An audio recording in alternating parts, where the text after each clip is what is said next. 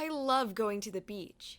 It's one of my favorite vacation spots. The sound of the ocean waves, the smell of salt in the air, the sand and cute little beach towns. It's even more fun when you're going out with friends. The girls and I were going on a spring break beach vacation for 4 days, and I couldn't be more excited. I was in the car with my parents, my brother, and Angie.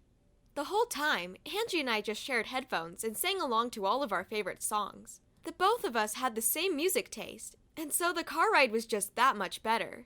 She caught me up on everything I had missed while I was busy with that stupid project for school. There was actually a lot there, and even a little issue with Sadie and Casey. I groaned. When those two fought, it could get pretty nasty. Apparently, Casey was denying something about hanging out with Sadie's boyfriend. Angie didn't really know much about what was happening because she knew if she inserted herself, things could get even messier. Then, there were issues with taking sides, and everyone's feelings were hurt. And it was an even bigger mess to get out of. If 2 people in the group were having an issue, the rest of us usually just stepped back and let them figure it out. I was just hoping their little quarrel wasn't going to get in the way of our vacation. Sadly, I was about to be very disappointed by this wish. When we all got there, the best thing was all of us settling into the hotel. There were too many of us to all be in the same room, so we were all split among 4 rooms throughout the hotel. It didn't really bother me that much. I liked walking around a little bit. The first day we got there, we spent unpacking, swimming in the pool, and then watching movies in Casey's room. It was even better the second day. We went out on the beach, around the town, and then we even did a little fire pit that night, listening to Mira sing songs while Casey played her ukulele. We told stories, and I came back to the room covered in sand from the day. It was all fun and games. And then, I got a knock on my door early on day 3. "You need to get out of here. Casey and Sadie are going crazy." Mira looked kind of scared, and so I didn't even bother putting on shoes. We both rushed to the other side of the hotel to find them. By the time we got there, I could hear them from 3 doors down. "Just admit you were with him. Sadie, it's not what you're thinking it is." "Well, I don't trust you." "Wow, friend of the year much?" "Gosh, you can't just own up to this instead of being a total child?" "I'm the childish one? You're the one accusing me of cheating with your boyfriend." "Because you did." "Goodness, Sadie, no I didn't." "Then tell me what you were doing with him." "I already told you I can't." Uh-oh. Things were getting pretty heated in there. Mira and I ran into the room, ready to break up whatever was going on. "What are you guys doing here?" Sadie asked, obviously annoyed we interrupted their argument. "Trying to make sure you 2 don't kill each other," I said. "Oh my gosh, don't be so dramatic." She rolled her eyes. "Okay, ouch."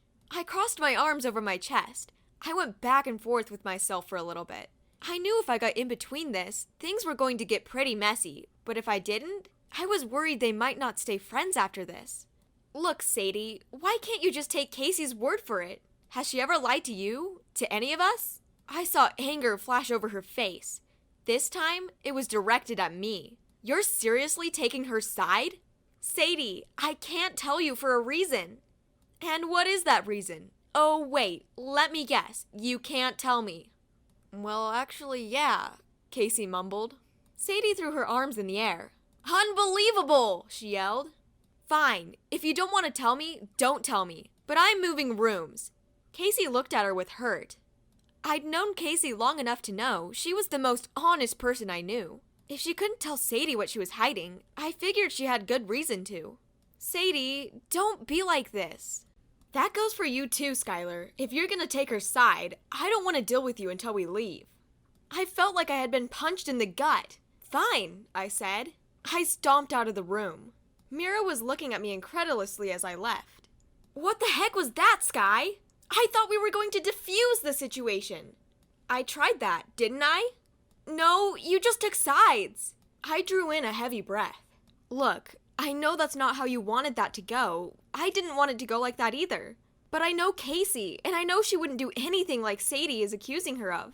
She's not cheating. She was with Sadie's boyfriend so he could make her a proposal." My mouth shot open. I wanted to add how sweet that was. But I also realize now, Casey and I were both in the doghouse, and we couldn't do anything about it. I guess we'll just have to explain everything after he asks her to prom then. Mira looked skeptical at first, but she nodded her head. If we did anything, it would require us telling Sadie that her boyfriend was going to ask her to prom. We went back to our room slightly defeated. Casey texted me, saying she was going to bunk with Bryn and Mira for the rest of the trip. And Sadie was giving me the cold shoulder for the rest of the day. We went out to town again, sat on the beach, even went out for dinner, and nothing. Then, of course, just when I thought things couldn't get any worse, the dinner went to crap. I wasn't a very food-sensitive person, but there was one thing I had an issue with, and that was walnuts. We figured this out a long time ago, but I was pretty careful most of the time not to eat them. Dinner wasn't amazing, but we made sure not to make it look awkward in front of our parents. Then, while I was eating my pasta, I noticed a tickle in the back of my throat. I started trying to clear my throat because it felt like whatever was in there was just getting bigger. Bryn was sitting next to me and immediately had her hand on my back, asking if I was okay. I realized pretty soon I couldn't really breathe. I was grabbing at my throat and gasping for air. I looked down at my arms and realized they were getting red and puffy. How did I not realize there were walnuts in the pasta sauce? I heard my parents shouting for me, asking if I had my EpiPen. I shook my head. I usually left it because I usually knew how to avoid these scenarios. I noticed Sadie was running at me wide-eyed from across the table. She immediately got up and started shouting, asking if anyone had an EpiPen. The restaurant seemed to be moving in a frenzy around me, and I was just laying on the ground, looking at the ceiling and feeling like everything was a little too bright.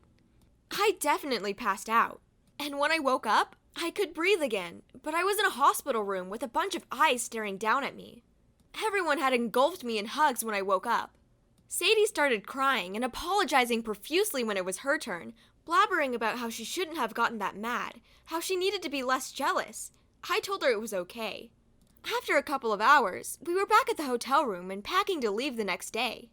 Apparently, her and Casey had figured out all of their bickering and were back to normal. We all went back home in a way better headspace. After spring break, I got to witness Sadie's promposal, and I started carrying an EpiPen everywhere. I was glad I had the reminder my friends and I were all close enough to recover from a lot of arguments. And, once again, I was happy knowing I had such a close-knit group of friends.